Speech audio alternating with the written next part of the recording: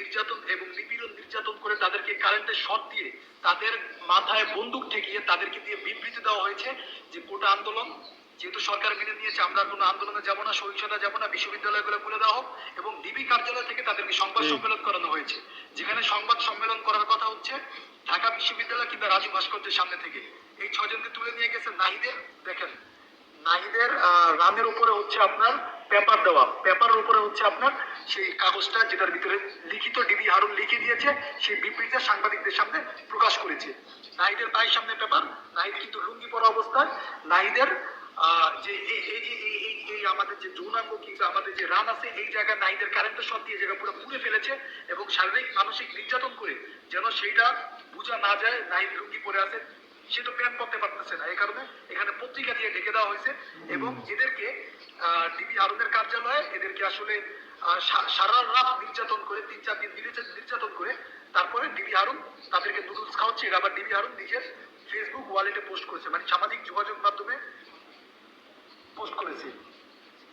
এই যে দেখেন সামাজিক যোগাযোগ মাধ্যমে ডিবি হারুনের অফিসিয়াল ফেসবুক পেজ যেটা, এখানে তিনি পোস্ট করেছেন এই যে বাচ্চাগুলো এই ছেলেগুলোকে খাওয়াচ্ছে নুডলস, সামাজিক যোগাযোগ মাধ্যমে এটা পোস্ট করেছেন।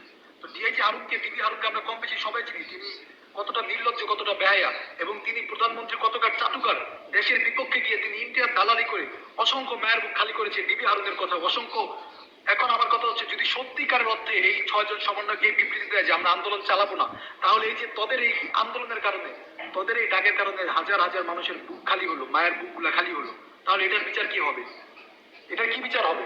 তারা যদি সত্যি বিবৃতি দিয়ে থাকস, আমার মনে হয় না এরা বিবৃতি দিছে, এদের এই মাথায় বন্দুকের নল থেকে এদের কাছে বিবৃতি দেওয়া হয়েছে।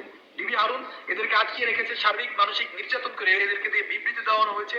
এই কারণে আমি বলবো কেউ বিভ্রান্ত হবেন না দয়া করে, কারণ সমন্বয়ক আর অনেকে বাইরে আছে, এখন সবাই এক একজন নেতৃত্ব, এখন সমন্বয়কের প্রয়োজন নেই।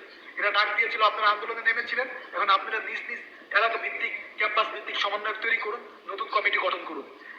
এদেরকে মানসিক ভাবে, শারীরিক ভাবে প্রচুর টর্চার করা হয়েছে, এরা এখন স্বাভাবিক অবস্থা নেই, এবং নাহিদ ভাইকে এই জায়গায় একদম পুড়ে ফেলেছে মারতে মারতে, এবং অবস্থা কাহিল করে দিয়েছে। এই কারণে আমি বলবো কেউ বিভ্রান্ত হবেন না, এটা আসলে সরকারের একটা পরিকল্পনা যে এদেরকে দিয়ে মিথ্যা, সরকার নিজেই, ডিবি হারুন নিজেই লিখে দিয়ে সেই বিবৃতি এদেরকে দিয়ে পড়িয়ে দিয়েছেন। ডিবি হারুন যে বাংলাদেশের কতটা নিকৃষ্ট পুলিশ সেটা বলার ভাষা আর আমি রাখি না।